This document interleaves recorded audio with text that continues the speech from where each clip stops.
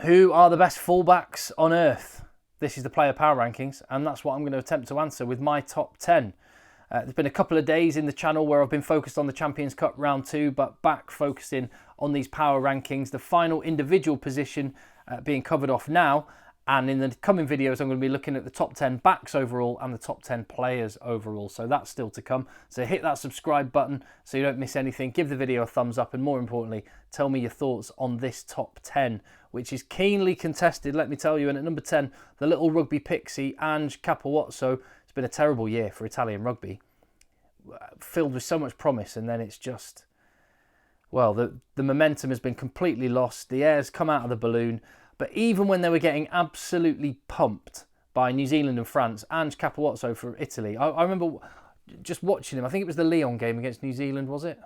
Or was it the game against France?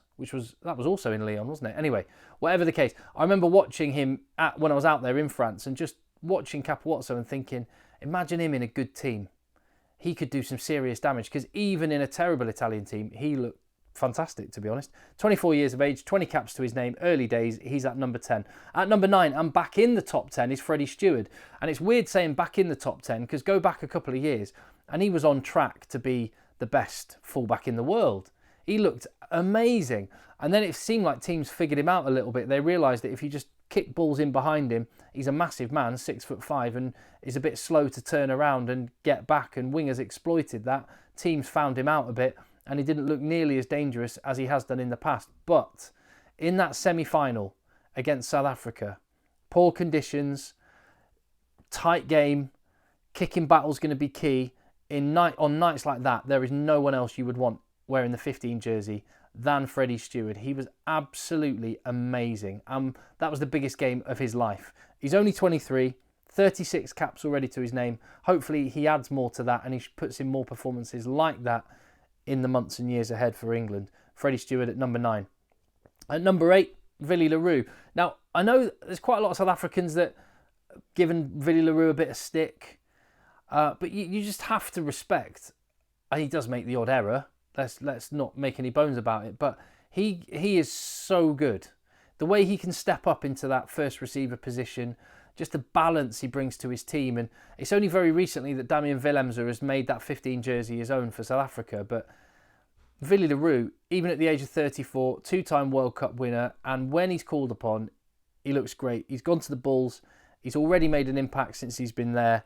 And I was lucky enough to watch him in the Premiership for a few years when he was at Wasps, and what a player he's been. Is it the end of the road for his South African career? We'll wait and see about that. Like I say, 34, 93 caps to his name. But he's going to go down as one of the legends, because he's got 2 World Cups to his name. To number 7, David Niniashvili. I love this guy. What a player he is for Georgia. Again, another guy, a bit like Capo Watson. You watch David Niniashvili and you think, wow, if you just plugged him into South Africa or France or New Zealand, he would look world class. The raw materials this guy has got is amazing. And what's incredible is he's 21. He made his debut when he was 18. And at the age of 21, he's already got 28 caps. He could well end up being the most capped international rugby player of all time if he stays fit and well, because he is just a wild talent. Plays for Lyon in the top 14, and he's great there as well. Love that guy. At number 6, Liam Williams. Another player a little bit like Willie le Roux, that I think some players started to think, oh, maybe he's over the hill now, maybe he's past it and hasn't got it in him anymore. And I think Liam Williams answered those critics at the World Cup and just in general in recent times. Again, another player. Has he played his last game in a Wales jersey? He's got over 90 caps, quite similar to Willie le Roux as well. He's into the 90s in his caps. Will he play again? I don't know. He's gone to Japan, so that rules him out for the time being. Probably rules him out full stop. But until that's official, I'll keep him in this list. And I love Liam Williams. And one stat from him, he's got 5 British and Irish Lions caps. And bearing in mind the quality of players that they've been in that position in recent years, the likes of Rob Kearney, Stuart Hogg, the fact he's got 5 caps, that tells you a lot about this guy. Into the top 5 then, and Blair Kinghorn. I'd mentioned Stuart Hogg a minute ago. This guy has meant that Scotland do not miss Stuart Hogg. And Blair Kinghorn's been absolutely fantastic for them. He's gone to Toulouse, where he's just hanging around with Thomas Ramos and Antoine Dupont and all those superstars. and he's fitting in, which says a lot about him. And he's coming into prime age in his mid-20s, and he's cemented the 15 jersey for Scotland, and he's the 5th best in the world as I see it.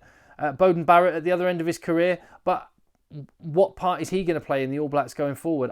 He's going to come back. His sabbatical in Japan is only temporary. He will come back in time for the next World Cup, by which time will Jordan be the main man at fullback?